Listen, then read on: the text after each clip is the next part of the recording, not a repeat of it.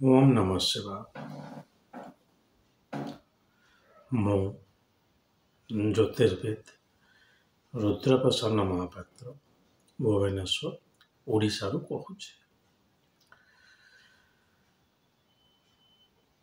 ମୋର ବହି golden rules of medical astrology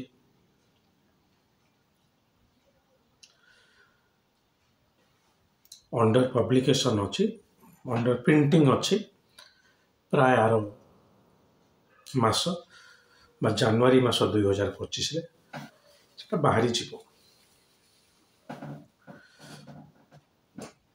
ସେହି ସନ୍ଦର୍ଭରେ ମୁଁ ମେଡ଼ିକାଲ ଆଷ୍ଟ୍ରୋଲୋଜି ଉପରେ ଲେକ୍ଚର ସିରିଜ୍ ଆରମ୍ଭ କରୁଛି, ଯେଉଁଟାକି ମୁଁ ଓଡ଼ିଆ, ଇଂଲିଶ ଆଉ ହିନ୍ଦୀରେ କରିବି। ପ୍ରଥମେ ମୁଁ ଓଡ଼ିଆରେ ସେଟା କହୁଛି। ଆଜି ମେଡ଼ିକାଲ ଆଷ୍ଟ୍ରୋଲୋଜି ଉପରେ କିଛି ଜେନେରାଲ ଜିନିଷ କହିବି। ଅଲରେଡ଼ି ଆଗରୁ ମୁଁ ଚିକିତ୍ସା ଜ୍ୟୋତିଷ ଉପରେ କିଛି ଭିଡ଼ିଓ କରିଛି। ଏବେ ସେଟାକୁ ଟିକେ ଆହୁରି ସିଷ୍ଟମେଟିକାଲି କହୁଛି। ଦୁଃଖ ଲାଗୁଛି ଯେ ଆମ ଓଡ଼ିଶାରେ କୌଣସି ଜ୍ୟୋତିର୍ବିଦ ମେଡ଼ିକାଲ ଆଷ୍ଟ୍ରୋଲୋଜି ଉପରେ କହୁନାହାନ୍ତି, କହିବାକୁ ଚାହୁଁନାହାନ୍ତି କିମ୍ବା କହିବା ପାଇଁ ଦକ୍ଷ ନୁହନ୍ତି। ମୁଁ ଜାଣିନି, ଜଣେ କହୁଥିଲେ, ଜଣେ ଦୁଇ ଜଣ ମୁଁ ଶୁଣିଲି ଏବଂ ସେ ଏତେ ଭୟଙ୍କର ରୂପେ କହିଲେ ଯେ ମଙ୍ଗଳ, ଉଚ୍ଚ ରକ୍ତଚାପ ଏମିତି କହୁଥିଲେ, ଯେଉଁଟାକି ଜଣାପଡ଼େ ଯେ ତାଙ୍କର ଅଜ୍ଞାନଟା କେତେ। ମେଡ଼ିକାଲ ଆଷ୍ଟ୍ରୋଲୋଜି ଉପରେ ଆପଣଙ୍କୁ କହିବା ପାଇଁ ହେଲେ, ଯେଉଁଟାକୁ ଆପଣ ଚିକିତ୍ସା ଜ୍ୟୋତିଷ କୁହନ୍ତୁ, ଭେଷଜ ଜ୍ୟୋତିଷ କୁହନ୍ତୁ, ଯାହା ଯେମିତି ଆପଣ ଓଡ଼ିଆରେ ଟ୍ରାନ୍ସଲେଟ୍ କରିପାରିବେ।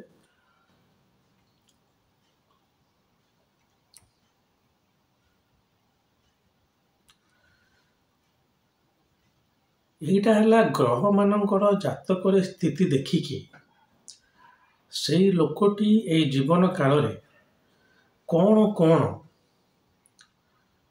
ସିରିୟସ୍ ରୋଗ ଆଉ ନର୍ମାଲ ରୋଗରେ ପୀଡ଼ିତ ହେବ ଆପଣ କହିପାରିବେ। ମୁଁ ରିପିଟ୍ କରି କହୁଛି, ଗ୍ରହମାନଙ୍କର ଜାତକରେ ସ୍ଥିତି ଦେଖିକି ଏ ଜନ୍ମରେ ସେ ଲୋକଟି କ'ଣ ସିରିୟସ୍ ରୋଗ ଆଉ ନର୍ମାଲ ରୋଗରେ ପୀଡ଼ିତ ହେବ ଆପଣ ସେଟା କହିପାରିବେ।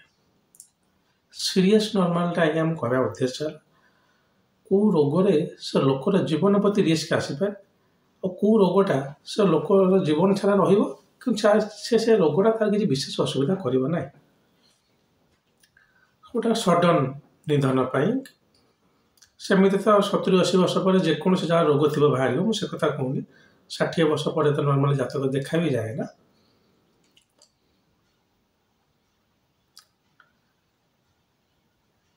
ତ ଗ୍ରହମାନେ ହେଲେ ଯେମିତି ଆମର ପ୍ରାରବ୍ଧ କର୍ମର ଗୋଟେ ଇଣ୍ଡିକେଟର ଥିଲେ, ଯେମିତି ମୁଁ ବାରମ୍ବାର କହିଛି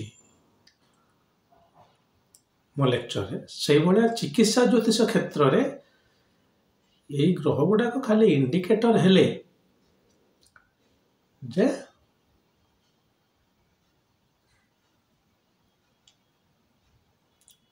କ'ଣ ରୋଗ ସେ ଲୋକର ହେବ, କେଉଁଠି ହେବ, ସିରିୟସ୍ ହେବ କି ନାହିଁ ଇତ୍ୟାଦି।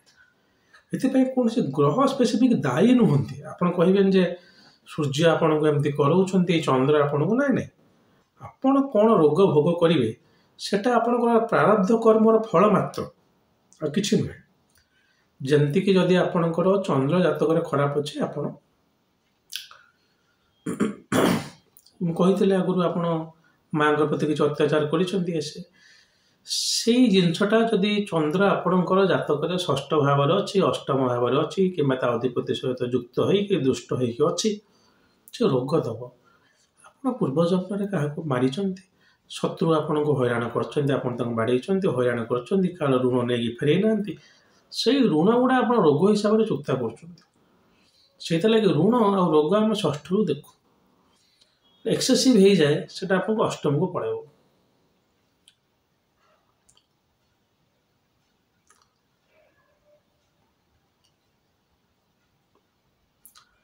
କିନ୍ତୁ ଏଥିପାଇଁ କୌଣସି ଗ୍ରହ ମୋର ଚନ୍ଦ୍ର ଜାତକରେ ଖରାପ ଅଛି, ମୁଁ ତେଣୁ ପୂର୍ଣ୍ଣିମା ଦିନ ଘର ବାହାରିବେନି, ସେ କଥା ନୁହେଁ। ଗ୍ରହ ଗୁଡ଼ା ଇଣ୍ଡିକେଟର ରୋଗଟା ପଢ଼ିବା ପାଇଁ, ସେଇଟା ହେଲା ଚିକିତ୍ସା ଜ୍ୟୋତିଷ। ଯେମିତି ପ୍ରାରବ୍ଧ କର୍ମ ଫଳ ହିଁ ଆପଣ ପଢ଼ୁଛନ୍ତି, କିନ୍ତୁ ଏଠି ରୋଗଟାକୁ ସ୍ପେଶାଲ ଆପଣ ଆଇଡେଣ୍ଟିଫାଏ କରୁଛନ୍ତି।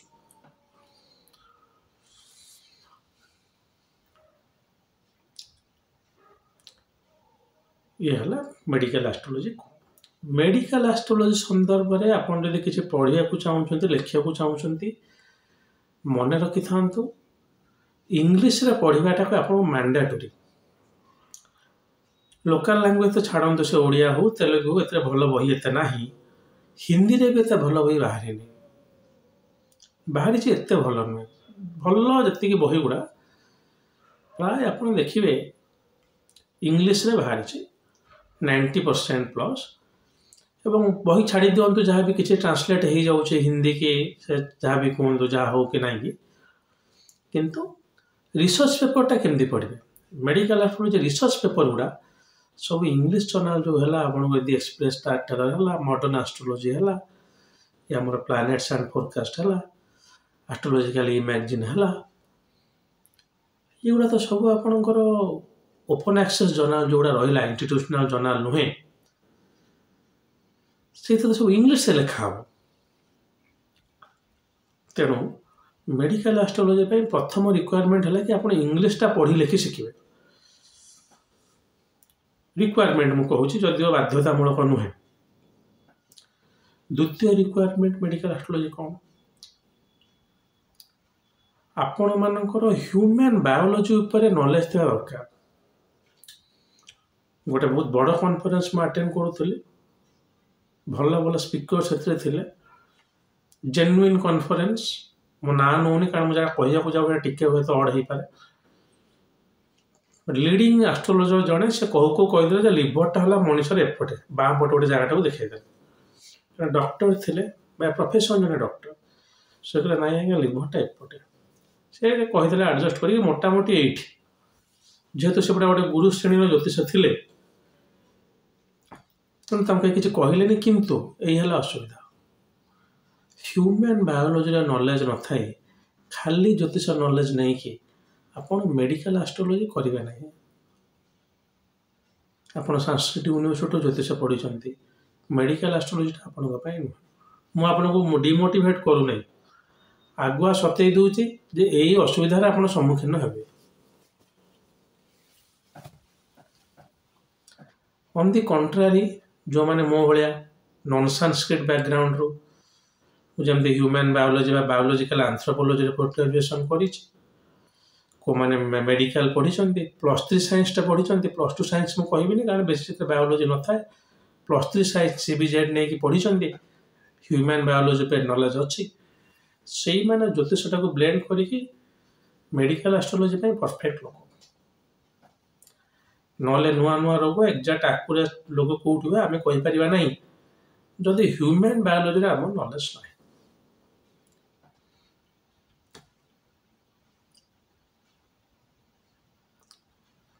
यहाँ है द्वितीय रिक्वायरमेंट प्रथम रिक्वायरमेंट है आप इंग्लीशटा पढ़ी लिखि पारे द्वितीय है आप बायोलॉजी ह्यूमन बायोलॉजी पर अंडरस्टैंडिंग आप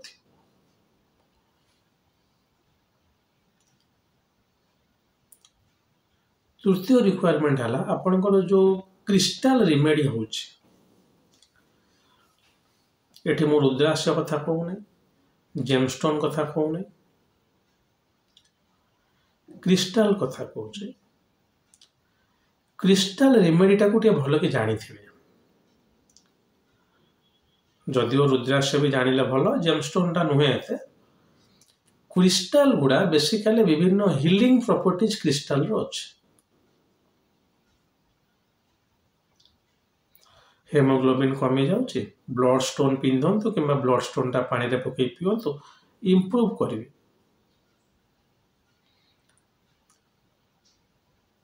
आपणकर नर्भस प्रॉब्लम है ग्रीन एवेंचुरिन पिंधंतु ठीक लगे। तो क्रिस्टाल रिमेडीटा टे जानवर अच्छी मेडिकल एस्ट्रोलॉजी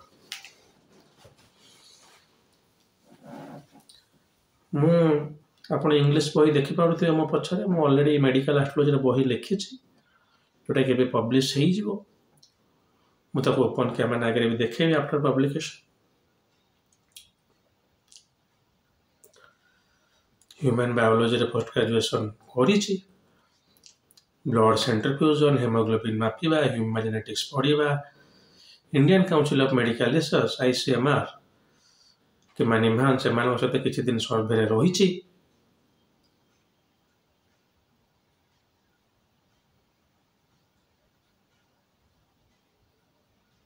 एवं क्रिस्टाल थेरापी उपरे international institute of health management गोटे 6 मासर कोर्स मुझे कर आपको किसी कहूँ मु सब कहे आज भी कही रखुची जो फील्ड रे जार अथॉरिटी नहीं से कहवा उचित नुहे मते मोर क्या शुणिकी आसी कहीदेवा कौटे यूट्यूब पढ़ी कहीदेवा ये सब भूल है पढ़ाटा भी इनकम्प्लीट रही जाऊे बहुत सारा लोक अति बेस हिंदी टी पढ़ी पारे मेडिकल एस्ट्रोलॉजी आप इंग्लीश आज भल कि न पढ़ी प्रैक्टिस न कले जानीपर ना तेणु मेडिकल एस्ट्रोलॉजी यही जिनस है आप नॉर्मल ज्योतिष अलग खाली ज्योतिष ज्ञान जदि आपे अच्छी मेडिकल एस्ट्रोलॉजी हो पार ना हाँ आयुर्वेदिक होमियोपैथी पढ़ी डॉक्टर भी मेडिकल एस्ट्रोलॉजी करें आजिका डेट्रे मुझे देखुची के.एस. चरक जे कि गुरुवर के.एन. राम को भल मित्र और मेडिकल एस्ट्रोलॉजी पर बही लिखिं गोटे नुह दीटा वॉल्यूम लिखिं बही गुड़ा देखिए केते बढ़िया लिखाई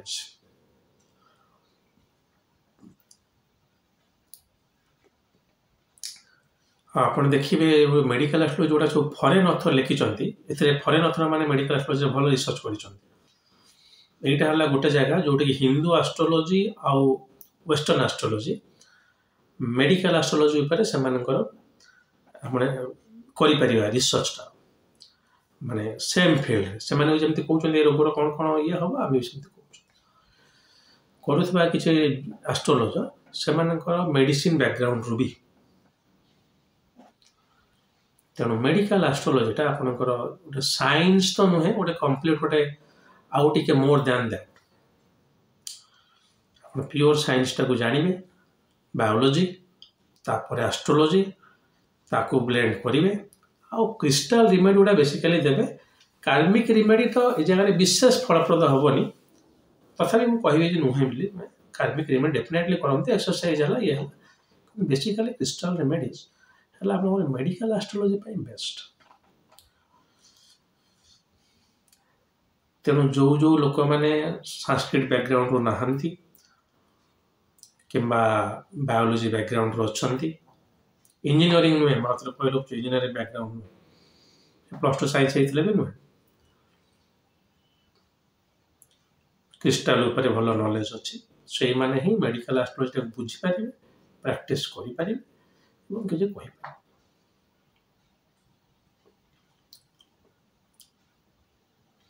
मुझे क्या डिमोटिवेट करूनी कही रखुचे मेडिकल एस्ट्रोलॉजी क्लासिक्स विशेष लिखाई ना मो जानवर 1300 मसीह बाहर सर्वार्थ चिंतामणि जहाँ को प्रोफेसर सूर्यनारायण राव जे कि बीबी रमणकर जेजेबापा से श्री सर्वार्थ चिंतामणि बोली कहीकि लिखिं माने से बहीटा को एत सी because that was a revolutionary book से बही मेडिकल एस्ट्रोलॉजी आड होगी गला जदिव आधार लग्न विषय में प्रथम होरा सारे लिखाई पृथ्वीजस बराहमीर पुओ जी कि 700 मसीह आधार लग्नटा को एलाबोरेट कले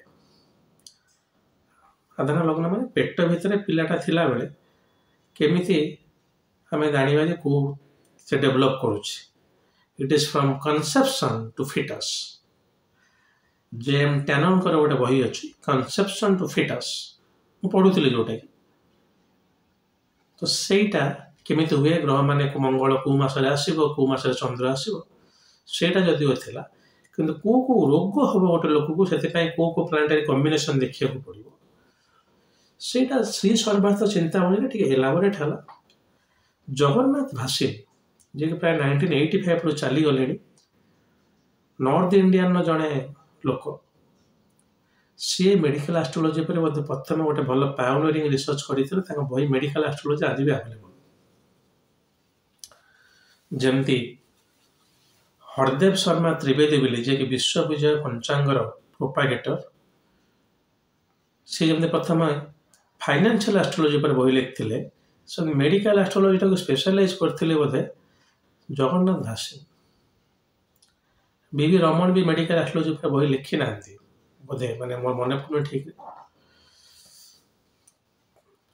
धीरे धीरे से आस नुआ नुआ रोग आसूँ आजिका डेट तो नुआ नुआ जिन कह पड़ो ଗ୍ରହମାନଙ୍କର ଜାତକରେ ସ୍ଥିତି ଦେଖିକି କେଉଁ ଲୋକ କେଉଁ ରୋଗ ଅଳ୍ପ ଭୋଗିବ ଅଧିକ ଭୋଗିବ କେଉଁ ରୋଗରେ ତା ଜୀବନ ଯାଇପାରେ ସେଇ ଜିନିଷଟା ଆମେ କହିପାରିବା।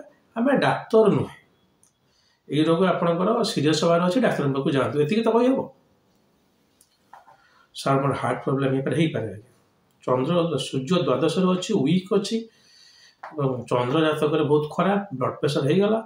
ବୃହସ୍ପତି ପୁଣି ସେ ଚନ୍ଦ୍ର ବୃହସ୍ପତି ବଜାଇଛନ୍ତି ମାନଙ୍କର ଷଷ୍ଠ ଭାବରେ କୋଲେଷ୍ଟ୍ରଲ୍ ବି ରହିଗଲା। ଆଉ ଏପଟେ ଆପଣଙ୍କର ସୂର୍ଯ୍ୟ ରହିଲା ଦ୍ୱାଦଶରେ ସର୍ବଳ ଦେଖିଲା ବେଳକୁ ମୋତେ 4.98 ରୂପ 5 ରୂପ ବି ନୁହେଁ ମିନିମମ୍ ସର୍ବଳ ବି ସୂର୍ଯ୍ୟର ନାହିଁ। ଚାନ୍ସ ଅଛି ଆପଣଙ୍କୁ ହାର୍ଟ ଆଟାକ୍ଟେ ହେଇଯିବ। ନବାଂଶଟାକୁ ଦେଖିବେ ସାଇମଲ୍ଟେନିୟସଲି ସେଇ ସୂର୍ଯ୍ୟ ଆପଣଙ୍କର ନବାଂଶରେ ବସିଛି ମାନେ ଷଷ୍ଠ ଘର ନବାଂଶରେ କି ଅଷ୍ଟମ ଭାବର ନବାଂଶରେ ବସ୍ତୁବ ଅଟୋମେଟିକାଲି ଆପଣଙ୍କର ଯେଉଁଟା ଲଗ୍ନ କୁଣ୍ଡଳୀରେ ଥିବ ନବାଂଶଟା ଅଟୋମେଟିକାଲି 45 ହେଉଥିବ। ଯଦି ହେଉନି ତାହେଲେ ଆପଣ ସେ ଜିନିଷଟାକୁ ଏତେ ସିରିୟସଲି ନେବେନି। ଗୋଟେ ଷ୍ଟ୍ରଙ୍ଗ ଦୃଢ଼ କର୍ମ ଜାତକରେ ଥିବା ଦୃଢ଼ କର୍ମ ଫଳଟା ନବାଂଶରେ ବି ଦୃଢ଼ ହେଇକି ଦେଖେଇବ। ଯଦି ସେଇ କର୍ମଫଳଟା ମ୍ୟାଚିଂ ହେଉନି ନବାଂଶ ସାଙ୍ଗରେ ସେଟା ଦୃଢ଼ ନୁହେଁ। ହଉ ଆଶା କରେ ମେଡ଼ିକାଲ ଆଷ୍ଟ୍ରୋଲୋଜିର ବେସିକ୍ କନସେପ୍ଟଟା ଆପଣ ବୁଝିଗଲେ। ଧୀରେ ଧୀରେ ଆମେ ଗୋଟେ ଗୋଟେ ଗ୍ରହ ଉପରେ ଗୋଟେ ଗୋଟେ ରୋଗ ଉପରେ ବିଶେଷ ଚର୍ଚ୍ଚା କରିବା।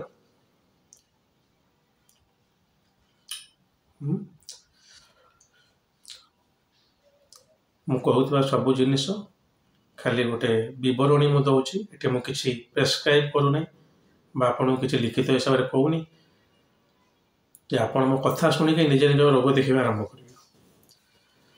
ମେଡ଼ିକାଲ ଆଷ୍ଟ୍ରୋଲୋଜି ବା ଆପଣଙ୍କ ଜାତକ ଜୀବନରେ କେଉଁ କେଉଁ ରୋଗ ଆପଣ ଭୋଗିବେ କେଉଁଟା ଭୋଗିବେନି ତାକୁ ଜାଣିବା ପାଇଁ ହେଲେ ଆପଣ ନିଜେ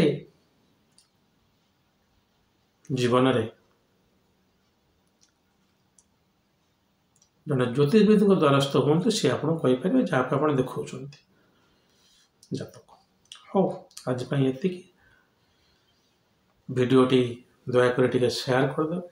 ଯଦି ମହାଦେବ ଚାହାନ୍ତି ଆଉ ଗୋଟେ ଭିଡ଼ିଓ ନେଇ ଆପଣଙ୍କ ପାଖରେ ଖୁବ୍ ଶୀଘ୍ର ଉପସ୍ଥିତ ହେବି। ଆଜି ପାଇଁ ଏତିକି। ଓମ୍ ନମଃ ଶିବାୟ।